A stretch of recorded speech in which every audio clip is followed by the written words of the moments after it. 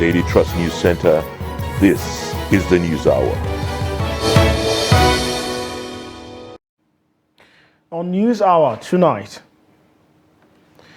Presidential Election Tribunal to rule on live broadcast of proceedings as Supreme Court uphold election of Governor Ademola Adeleke.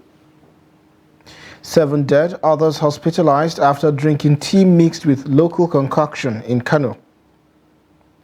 Nakon, local air carriers reach agreement on airlift of pilgrims for Hajj. And on the international scene, forest search resumes for Kenyan death cult victims of highly organized crime. Hello and welcome to News Hour on Trust TV. I am Sagir Ibrahim. Now the news in detail. The Presidential Election Tribunal will on Thursday rule on a motion by Atiku Abubakar, candidate of the People's Democratic Party, seeking live broadcast of the court's proceedings. The tribunal has commenced pre-hearing in the suit on Tuesday. The party and its candidate have argued that APC presidential candidate Bola Tinubu was not duly elected by the majority of lawful votes cast at the election, and he was not qualified to contest the election. The 5-man panel, led by Justice Haruna Tamani, adjourned matters to Thursday to allow the parties involved to consolidate their issues for determination to avoid duplication and waste of time. The PDP lead counsel, Chris Uche, addressed journalists after the day's proceeding. Happily, the pre-hearing session has commenced in the Atiku PDP petition. All the necessary preliminary issues have been dealt with, and we also brought up the issue of the motion on notice which we filed and which we served on all the parties in the case, and that is the motion for the live televising of the proceedings in this case, because we consider these proceedings very, very critical and important to the nation, one in which every Nigerian is a stakeholder. So this motion will come up perhaps on Thursday when this matter is adjourned to. It's been expected that the other parties will file their responses so that the court will take a decision on it. So we are coming back on Thursday. Also, President-elect Bola Tinubu has asked the Presidential Election Tribunal to dismiss the petition of Allied People's Movement, challenging his victory from the February 25th presidential election. At the pre-hearing session, the Allied People's Movement informed the court that they have filed a pre-hearing information sheet, TF-008, and had adopted their submissions. Counsel to the President-elect, Akin Olujimi, told the tribunal that their response contains a prayer seeking the tribunal to dismiss the petition. Chairman of the panel, Justice Haruna Tamani, who adjourned the petition on Tuesday, asked parties to draw out their issues for determination. He also ordered that parties should consider the documents that are objecting to and the ones they are not. The respondents, the Independent National Electoral Commission, INEC, the All Progressives Congress, APC, and the President-elect Bola Ahmed Tinubu, as well as his vice, Senator Kashim Shettima, and Kabiru Masari, told the court that they have filed their various answers to the questions in the petition. The tribunal adjourned pre-hearing in the petition till 11th of May. Also, the Supreme Court on Tuesday dismissed an appeal by the APC governorship candidate in Osun election, Adegboyega Oyetola, for lack of merit. The Apex Court also upheld the appeal court judgment on the 2022 governorship election dispute, which validates the victory of Governor Ademola Adeleke, just as it described the lower tribunal judgment as a nullity. Trust TV's Shafiu Suleiman reports.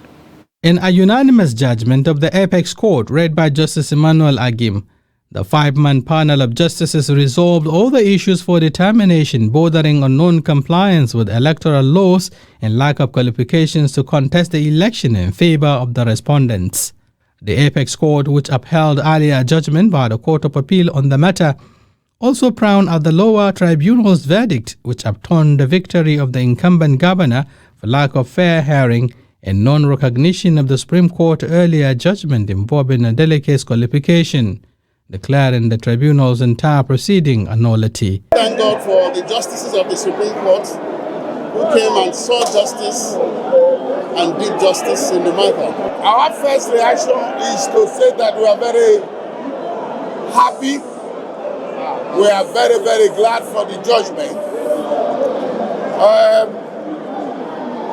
This is the Supreme Court, and that is the last court. When we were at the tribunal at Oshobo, we made these points. We informed the tribunal and presented evidence that the petition was not what being presented. And the tribunal ignored justice. The appellant, Adeboyega Oyetola of the APC, had challenged the victory of the PDP's Ademola Adeleke, alleging he did not score the majority of lawful votes cast during the election. He also accused INEC of violating provisions of the Electoral Act for not using the BBAS to accredit voters in 774 polling units of the state. The Supreme Court has finally laid to rest this months of legal gymnastics between the former governor of Osun State, Adeboyega Oyetola, who happens to be the candidate of the All Progressives Congress, the APC, against the victory of the PDP governor, that is the incumbent governor, Ademola Adeleke. The Supreme Court has upheld, the decision by the Court of Appeal to dismiss the earlier appeal by the governor, and of course also frown at the ruling of the tribunal, which is said it's a nullity. With this, the legal gymnastics has finally come to an end. From the Supreme Court here in Abuja, Nigeria's capital, Shafiu Suleiman, Trust TV News.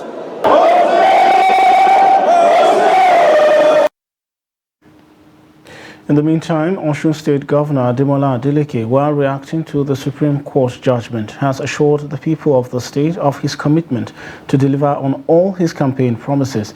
He said this in his country home, where he received his supporters and admirers shortly after the judgment was delivered. Hamid Oyegbade files the report. The verdict of the Supreme Court has brought the litigation on the July 16, 2022 governorship election in Osun State to a conclusive end, as the Apex Court affirmed Governor Ademola Adeleke as the validly elected governor of the state. The candidate of the All Progressive Congress in the election, Adeboyega Oyetola, was dissatisfied with the result of the election and the declaration of the candidate of the People's Democratic Party, Adeleke, as the winner of the election by the Independent National Electoral Commission. Upon his victory, Governor Adeleke assured the people of the state that he would deliver on his campaign promises to them. Now that is over now, that I've been affirmed as the authentic governor of Osun State, so it's now time for us to focus all the way to bring out more dividends of democracy to my lovely people in Osun. The will and the wish of Osun people has been confirmed. It's a change that Osun people wanted, and it has been fulfilled and crowned by the Supreme Court today. I can assure you that the work is continuous, or we continue to do the good work. So the people of Osun State should expect more dividend of democracy for His Excellency. His family members, supporters, and admirers celebrated the victory with Governor Adeleke.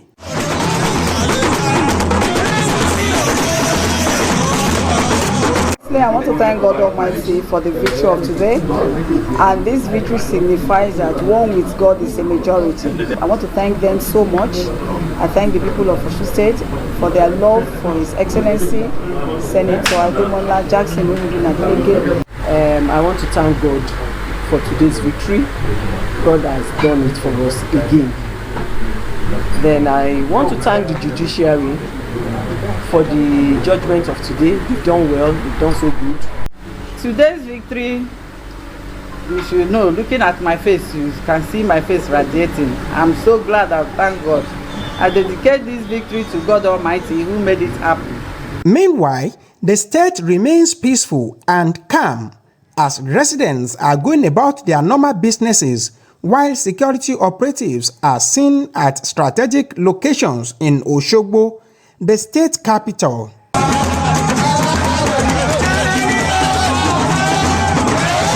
Amid Oyegbade, Trust TV News, Osogbo.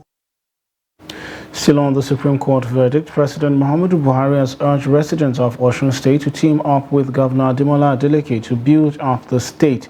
In a statement on Tuesday, presidential spokesman Femi Adesina said the president recognized Tuesday's verdict of the Supreme Court on the July 16, 2022 governorship election in Osun State, as well as the important role of the judiciary in deepening rule of law and democracy. With the final decision by the court, the president reminded the political class and their supporters that the main task at hand is to make the people feel the impact of good governance, where a prosperous, peaceful and stable Osun is guaranteed. He therefore urged all citizens and residents of the state, particularly her notable sons and daughters, to give the government of Ademola Adeleke all the support it needs to ensure that programs, policies, plans and aspirations fashioned to make individuals and businesses flourish succeed. Away from that, Adamawa State Governor Ahmadu Umaru Fintiri has sworn in Justice Hafsat Abdulrahman as the first female substantive chief judge of the state. Also sworn into office at the occasion include Ibrahim Sudi and Audu Balami as State Grand Qadi, Sharia Court of Appeal and President, Customary Court of Appeal. The three justices were appointed in acting capacity in 2022 before their confirmation by the State House of Assembly. Governor Fintiri said the new chief judge is a consummate judge who rose through the ranks with an unblemished record in her years of service and substantive judgment to her belt. The new Chief Judge, Justice Hafsat Abdulrahman, saluted the governor for acting promptly on the recommendations of the National Judicial Council. Save the judiciary and build more confidence in the system. If only you and your colleagues are reminded of the dictates of your oaths in the course and in every day's conduct. Your Lordship, you are coming at a time when the need to stick to the dictates of your oath isn't only compelling to your individual personalities, but badly needed to safeguard the image of an institution you have given the best part of your life to. I and my colleagues pledge to do our best in promoting the cause of justice in the state, in accordance with the dictates of the judicial and religious society. Also, 7 people have been confirmed dead in Kano after drinking a tea mixed with local concoction. The incident occurred during a ceremony in Sheikha Quarters, Kumboto local government area of the state. Correspondent Idris Jibrin visits the area in Kano metropolis and files in this report. It was on this exact spot a wedding tea was boiled on Sunday, May 7th, during which unidentified number of youth were said to have mixed a locally sourced grass, popularly known as zakami, with some intoxicating drugs as part of celebration. We believe that someone used the opportunity to put zakami in the tea, which was drunk by many people. After drinking the tea, 2 people died instantly. There are many people whom we don't know where they are at the moment. Some of them are still in the hospital. And the bad aspect of it is that the bride is my sister. According to residents, so far 7 people have been killed, several others hospitalized, about 8 are unaccounted for, presumably missing after taking the tea. This is usually happening among guys. They came with different drugs, and each one puts the kind of drugs he used inside the tea. The first day, 2 to 3 people died, but as of today, we have 7 dead. Although there is no official statement from health-related authorities as to the types of drugs used during the wedding, but eyewitnesses confirmed that the incident took place in celebration of a friend's wedding on that very Sunday. Anytime you mix this kind of drugs, you must expect a problem, because these guys mix drugs which cannot be consumed by an ordinary man. Therefore, I can tell you that many guys drank that tea. Some of them are currently dead. Some of them are still in the hospital. All attempt to speak with the groom, who was said to be among the victims, was not successful. However, many of the victims are currently receiving treatment in various hospitals across Kano State. Idris Jubrin, Trust TV News, Kano. Also, residents of Angwanungu in Lafia local government area of Nasarawa State have been having sleepless nights owing to the perennial flooding that is ravaging the area, estimated to have affected about 6,000 houses.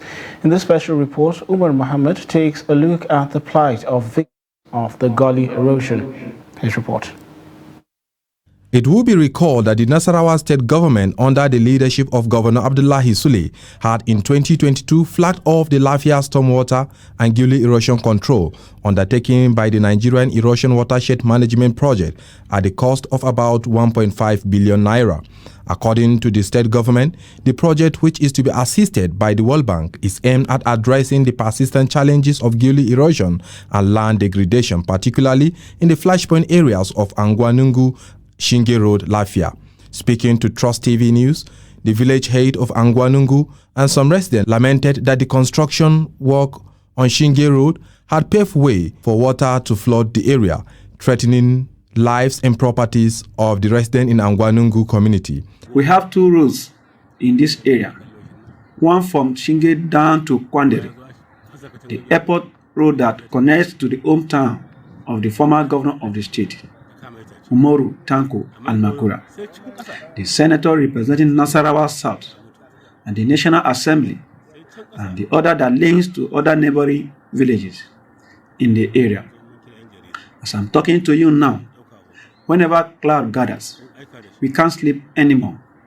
There's a widow close to my house who has abandoned our house because of perennial flooding problem. This water, it chop this place too much. I want to dispute people that make you help me for here, because make you repair this place, because here is too much for people. People do go cry every year, every day. If you water the rain go fall, people no go feel sleep here, because the water they chop this place, people they fear. Reacting to the plight of the residents of Angwanungu area of Lafia, the Director of Flooding, Erosion and Land Reclamation in the Ministry of Environment and Natural Resources, Kwakaha Jonathan, said the Angwanungu gully erosion already had been captured in the ministry's budget, adding that already measurements had been taken. We have carried out a bill of engineering measurement and evaluation. It will cost state government 1,059,000, 59 million, 1,059 million and some fraction, sort of, to be able to construct the erosion control from Jos Road. You went to Angwanungu, but the problem did not start from there. The problem is from Jos Road, and there are interceptions. Water coming from Bukan CD area and coming from Millionaire Quarters. Residents of the area are looking forward to when the gully will be fixed to embed them sleep with their two eyes closed. And in security, police in Zamfara have rescued one Abdullahi Naibi of Yardadi village in Bakura local government area of the state from his abductors. They also recovered an AK-47 rifle with an empty magazine.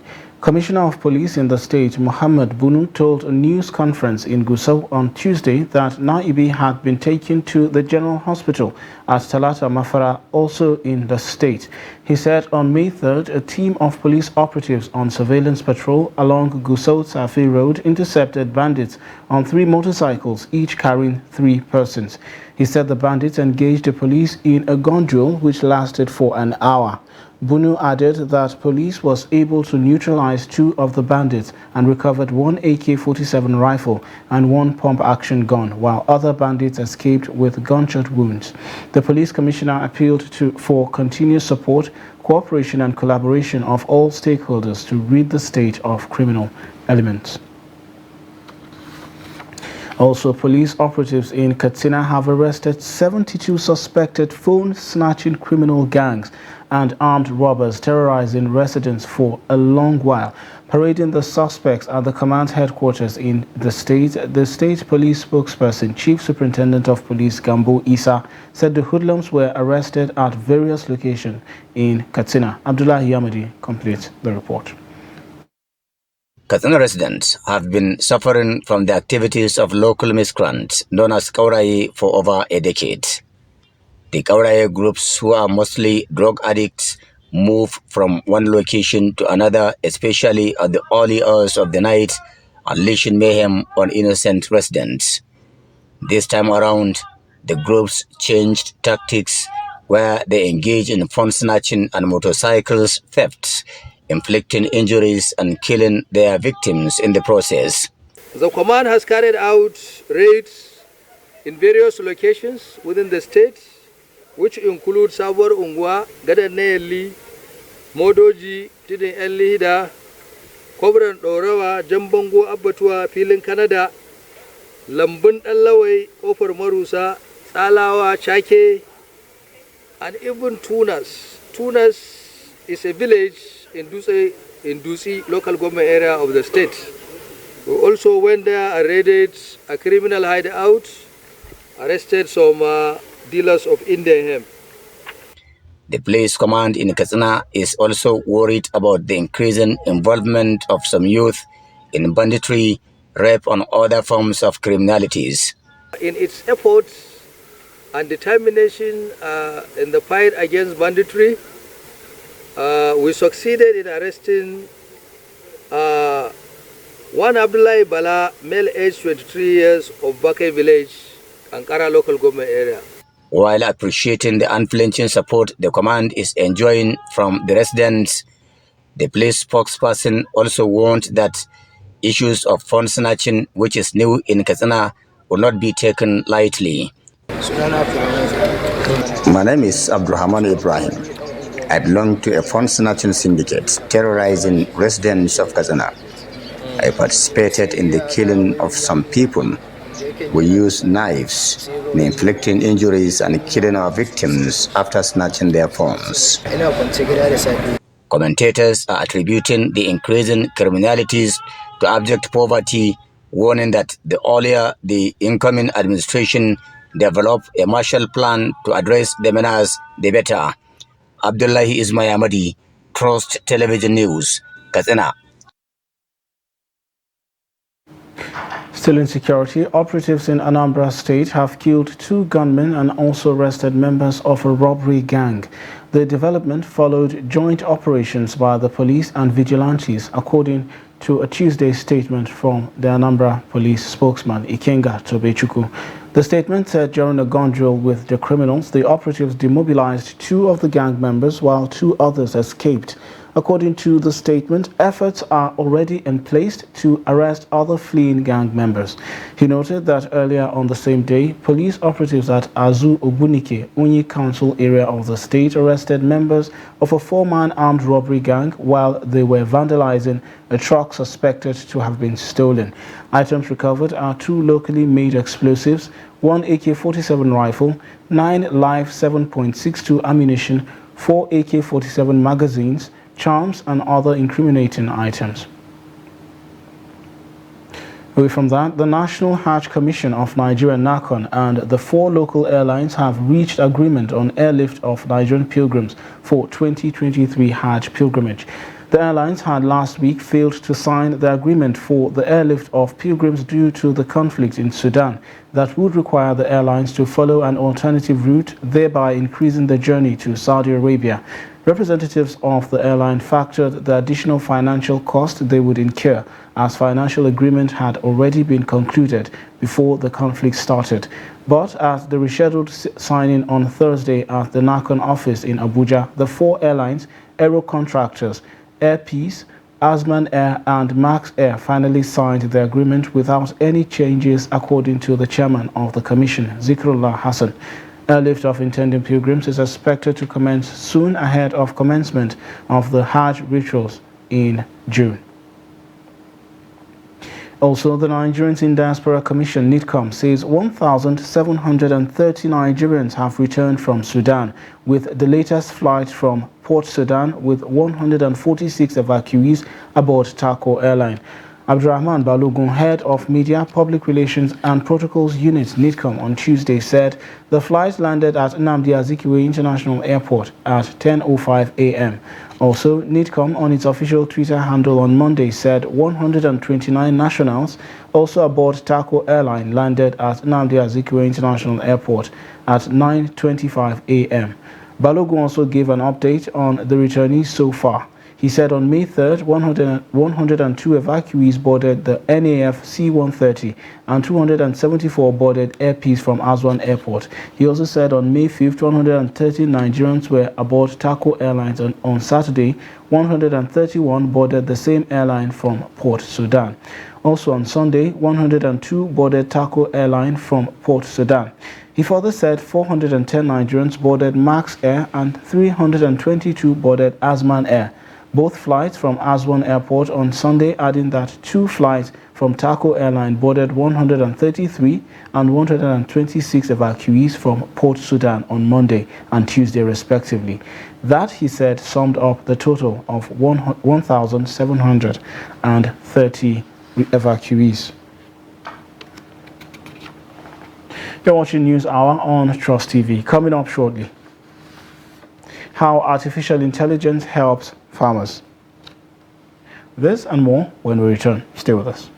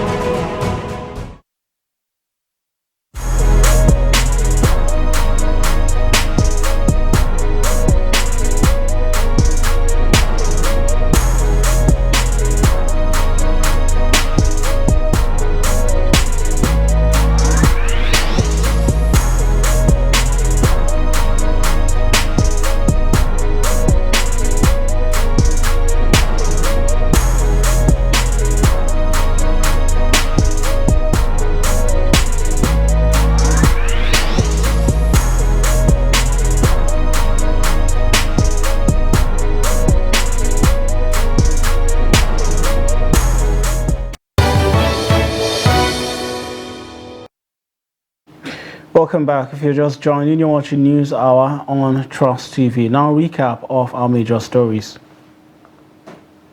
Presidential Election Tribunal to rule on a live broadcast of proceedings as Supreme Court upholds election of Governor Ademola Adeleke. 7 dead, others hospitalized after drinking tea mixed with local concoction in Kado.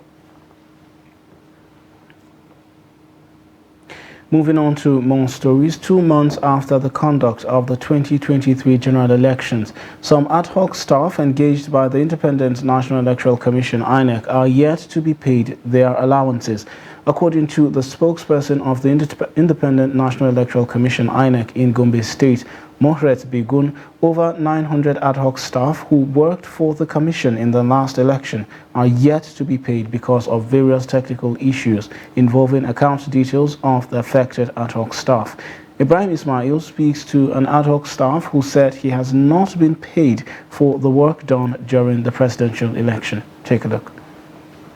This INEC ad hoc staff, who has chosen to remain anonymous, said he served as presiding officer in the 2023 general elections and has not been paid his allowance for the presidential election. The affected ad hoc staff, who recently passed out from the NYSC, shared his ordeal. The cash and the electoral materials and the legs, everything was being kept ready even before the election, but the payment was so late to the fact that up till now they've not paid people like us. So there won't be credible election. Although his allowance for the governorship election was paid, he wants INEC to pay him his entitlement for the presidential election. There are like 4 or 5 of my colleagues, even some that serve here have even went back to their various states. Since they are serving, they don't have to keep staying here. Since they don't have things doing and they've not been paid their own allowances, so they have no reason to keep staying here. INEC spokesperson in Gombe State admitted that more than 900 ad hoc staff who worked for the electoral umpire in the 2023 elections are yet to get their entitlements. We also have this particular category who submitted details of online banking platforms like OPay, MoneyPoint, and others. These are online banking platforms. They do not use soft code. And the payment platform that the commission uses, is a CBN platform which uses soft code. So with that soft code, you cannot be able to make payments. So for those ones, that was the reason why they couldn't get their payments. We also have some ad hoc staff banking with First Bank, and I'm aware that some payments were made. Some of them got paid, but some the money was deducted from the account of the commission, yet it was not credited to the individual account. So the money is hanging somewhere. Speaking on the complaints of the unpaid ad hoc staff, INEC attributed the non-payment to bank-related problems and assured that all ad hoc staff will be paid. Up to now, the staff of the finance and account department, they are still in the office. They are trying to sort out those people that fall into these categories. Of the over 15,000 ad hoc staff that served in the 2023 general elections in Gombe State, about 900 of them are yet to receive their allowances 2 months after the elections. Ibrahim Ismail, Trust TV News, Gombe. Adopting a child in Nigeria is seen by many as an action driven by childlessness on the part of the adopting parent. However, this is not always the case, as adoption is also a responsibility of every member of the society as a way of catering for children with no parental heritage. Take a look at this report. One thing that almost every married couple looks up to is the arrival of a new baby. This has strengthened relationships between couples as well as their extended family. However, the absence of a child can be devastating to spouses looking forward to children. This is one reason couples adopt kids. Beyond this, many Nigerians do not see another reason for child adoption. Different reasons for adoption of children. The fact that somebody has a child does not mean you cannot adopt a child. And for people that they are going to, maybe because of infertility, they can adopt. They too can also adopt. It's an alternative. A child need not come from you directly. you can, instead of going through the stress of infertility, you can just adopt a child. It's not only people that have fertility issues that should adopt. Adoption should be made for everybody, especially people who are well-to-do to take care of those children that their parents abandoned and all that. So it's not only for people that have fertility issue, but people that can be able to take care of these children, put them in school, and also take care of their well-being. It shouldn't be only for people that have fertility issues. So adoption should be for everybody who should be able to take care of those children. With the issues of fertility rampant among couples, adoption proves the only way out for some, while some other employ other means such as in vitro fertilization, popularly called IVF. In our country, I have seen that adopting a children has brought many problems to some families. But as for me, my own understanding as a Christian, so I didn't see anything wrong with that. Anybody can adopt. If you see those children that doesn't have parents, you can go and adopt a child. You can adopt an adult to start taking care of them. IVF is an advancement. It's a technological advancement. So it's something that will come to stay due to the prevailing circumstance of infertility, both in man and in woman. So there is every need for one to try the medical aspect, which is the IVF. You understand? To be able to get children, because children are the hallmark of every family. Children have grown to reach their full potentials without their biological parents, hence the need to encourage it among all who have what it takes to adopt a child. The Smart Agricultural Farming Initiative is a technology-driven approach to farming that leverages the power of data analytics, artificial intelligence and the Internet of Things to optimize agricultural production and reduce the impact of climate change on farming activities. With the help of technology and improved seedlings that are climate change resilient, farmers in Katsina are expecting to overcome the challenges of unpredictable weather patterns and water scarcity. Jamil Mabai has more on how these innovations are going to transform the lives of irrigation farmers. Take a look. Chile, our pride, no longer grows here. Nothing has changed in the farmlands. Same soil, but chili has stopped growing in our area. This is Abdulhamidu Mezabura describing how chili stops growing in his farmland in Ajiwa Dam, a one-time hub for chili in Katsina State. For 3.5 decades, this is his only business, but with continuous decline in soil fertility due to climate change, Mezabura is thinking of migrating for the first time in his life. I am one of the leading chili farmers here. Irrigation farming is the only thing we know, and we are facing a huge threat. Nothing brings us money like chili when you compare it to other produce. Increased cutting down of trees for domestic purposes and environmental degradation are some of the factors that expose their farmlands to soil erosion. Thousands of families relied on irrigation farming as their source of income in Ajiwa community. Reduction in yields means reduction in their income. We will be out of work. Our family size have increased. The income have reduced and inflation have increased. 25 kilometers away from Ajiwa town, the National Information Technology Development Agency, NIDDA, has launched an initiative aimed at promoting smart agricultural farming in Katsina State.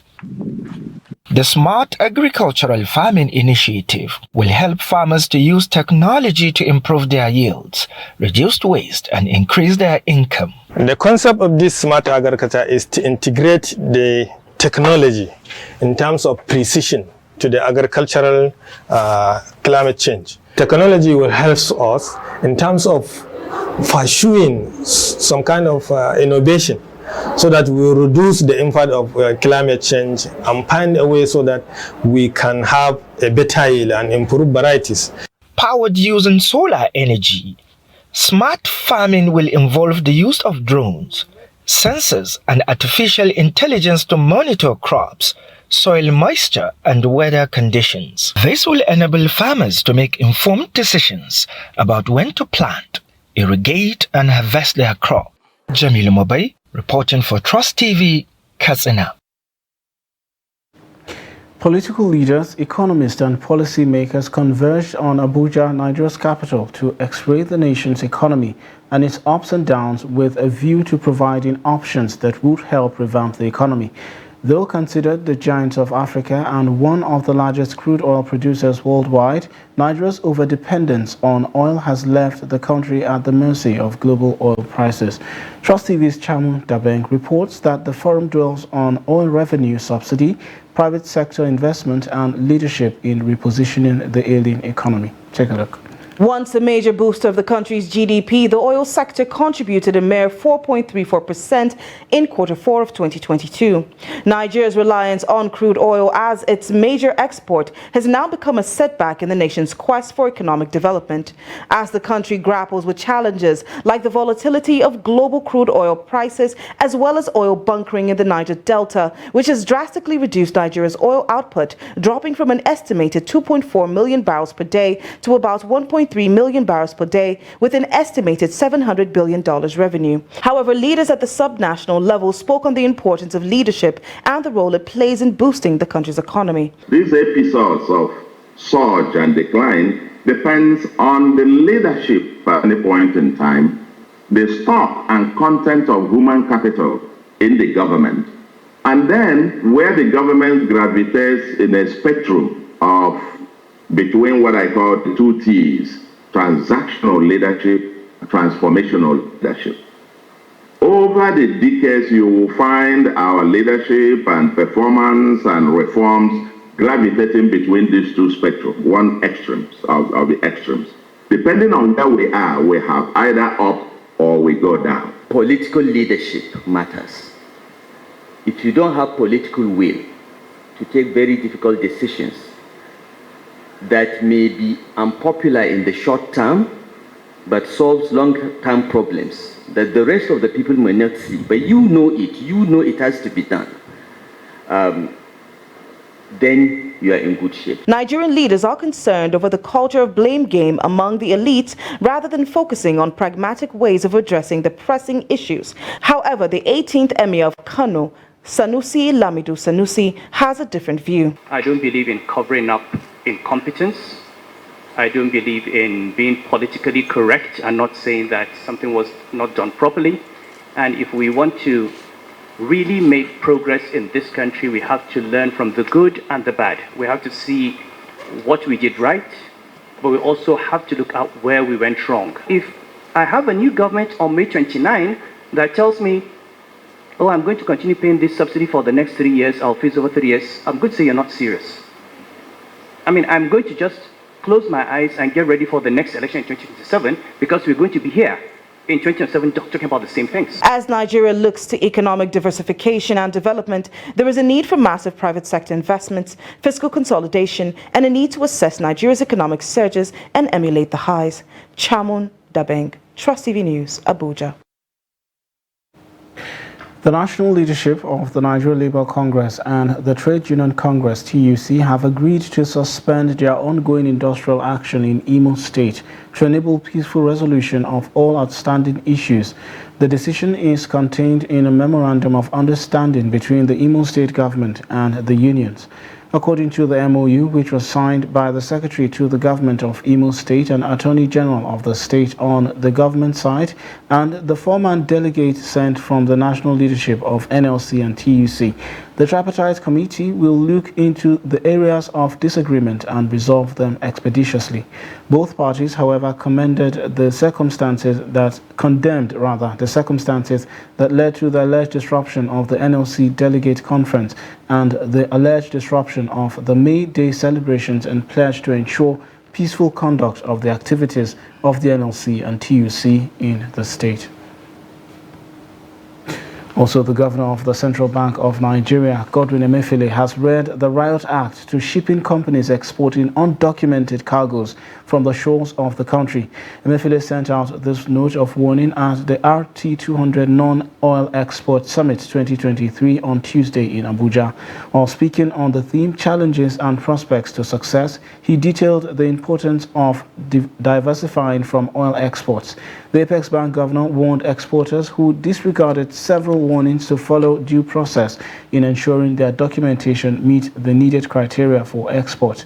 Enumerating the successes of the RT200, Emefiele revealed that earnings from non-oil exports increased by 40% from $3 billion in 2021 to $5.6 billion at the end of 2022.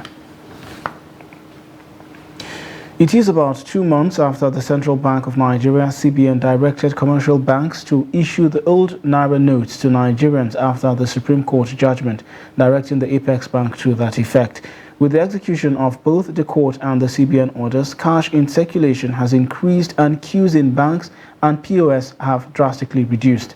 In Gombe State, point-of-sale operators say they are experiencing low patronage as customers have resorted to mobile banking and cash withdrawal in bank branches. Ibrahim Ismail has the report.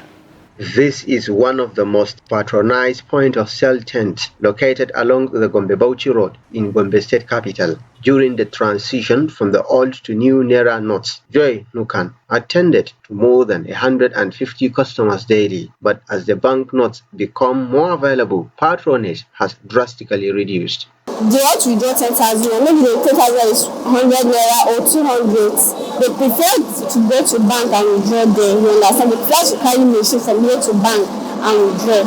You understand? For them to come and pay that charge to us, it's better for them to carry machine and waste their money to go and withdraw from the bank. Coming back slowly, so now it's going low, but after the cashless policy, like a lot of customers, but not anymore, it's coming low. While POS operators complain of low patronage, some Nigerians speak on their preferred methods of transaction. I was on the POS joint to collect money, and I've already been adapted to it due to that cashless policy. Nowadays, I don't feel like going to ATM or bank to go and collect my money because I know sometimes it's waste of time to transfer myself to bank or to ATM to join the queue. I used to feel it's just waste of time. For me to join those queues is rather for me to come to POS people to collect my money within short of time and move on with my daily activities. I am afraid Nigerians will face another difficulties if the new notes are not available. I am advising the incoming president to remember the hardship faced by Nigerians and address the problem. On the flip side, others complain of scarcity of the new Naira notes, raising fears that if appropriate authorities fail to make the new banknotes available before the end of the year, Nigerians will be forced to further financial difficulties that is akin to or worse than when the old notes cease to be legal tender. There is new Naira notes, but it meets with the old one actually. Yes, and the old Naira note is more than the new Naira note. It could be recalled that the Supreme Court had ruled that the old Naira notes will continue to be legal tender until the 31st December 2023, but it is not clear if the incoming administration of the President-elect Bola Tinubu may have a different policy on the matter. Ibrahim Ismail, Trust TV News, Gombe. You're watching News Hour on Trust TV. The news continues after this break. Stay with us. Now, as part of efforts to support Africa's goal of strengthening... Now, looking at the activity chart, as you can see right here, a total volume of 130... a Boko Haram crisis that at that time was restricted to Yobe. How secure are they? You can see security men with blood. This is the road leading up to the... Already, if you look at English squad, you are looking at EPL, you are looking at their names. You are not looking at...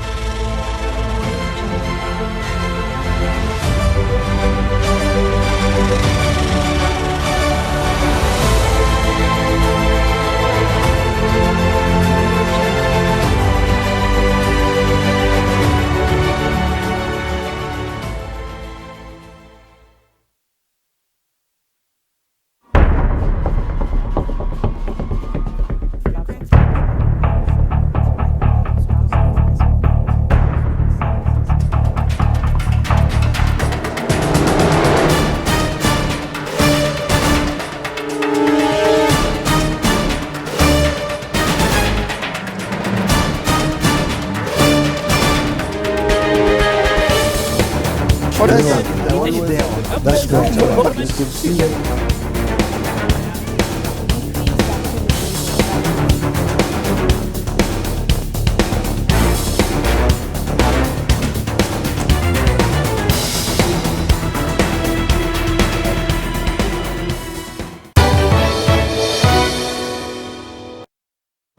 Welcome back. You're still watching News Hour on Trust TV. Let's now join Chiamaka Nwafo for business news.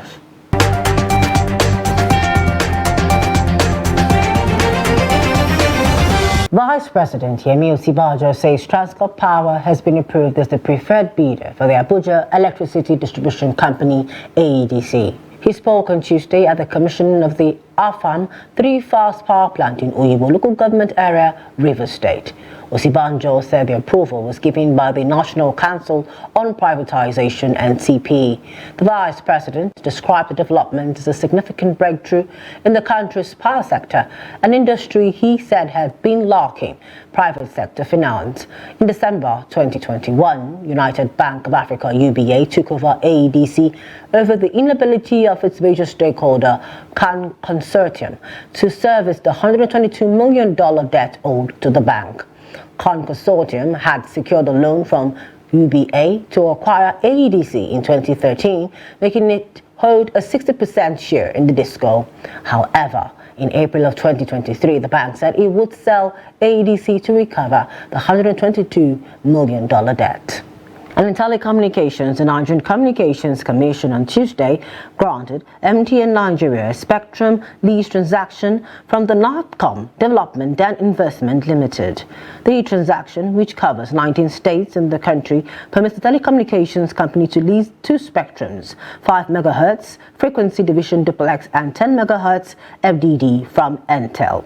The transaction cost MTN Nigeria 4.25 billion naira and includes taxes, regulatory fees, and auxiliary charges as transaction costs, while the spectrum lease is for a period of 2 years starting May 1st, 2023. Meanwhile, Airtel Africa has announced that its Nigerian subsidiary, Airtel Networks Limited, Airtel Nigeria, paid 58.7 billion naira to the Nigerian Communications Commission (NCC) to renew its 2x10 MHz 2100 MHz spectrum license. This is contained in a statement to the Nigerian Exchange Limited (NGX) signed by Company Secretary Simon O'Hara.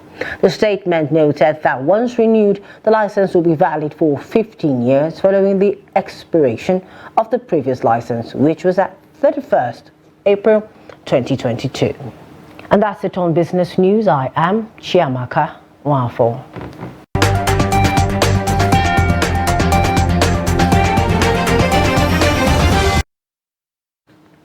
Thank you, Chiamaka, for business. Now, on the international scene, Kenyan investigators have resumed the search for members of a doomsday cult in a forest where more than 100 corpses have been exhumed, the Interior Minister said on Tuesday, describing them as victims of a highly organized crime.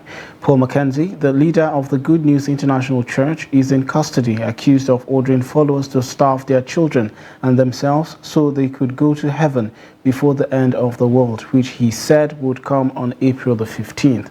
He has not yet been required to enter a plea. His lawyer, George Kirikui, said Mackenzie was cooperating with the police. Mackenzie wants the investigation, however, not to be one-sided by focusing on him. The search operation in the Shakahola forest in southern Kenya had been suspended for a few days because of bad weather, with hundreds of people still reported missing. Let's now join Adeniyi Ajishafe for sports news.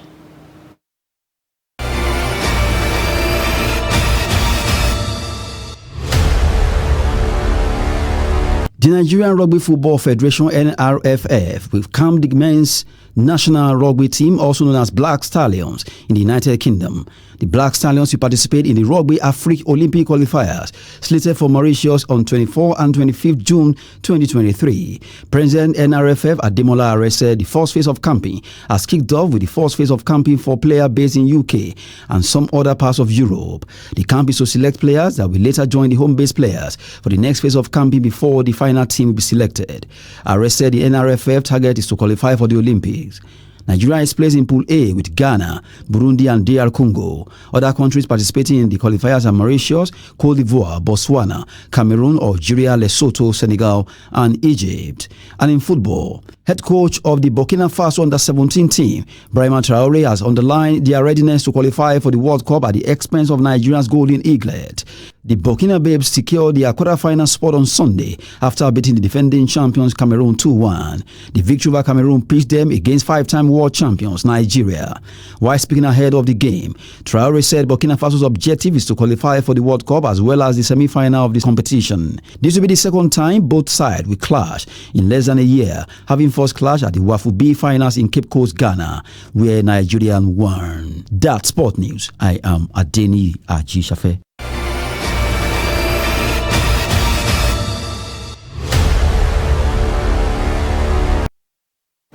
Thank you, Anthony Achishafe, for Sports News. And with that, we've come to the end of News Hour on Trust TV. Do well to follow us across all of our media platforms. I'm Sagir Ibrahim, and on behalf of the crew, good night.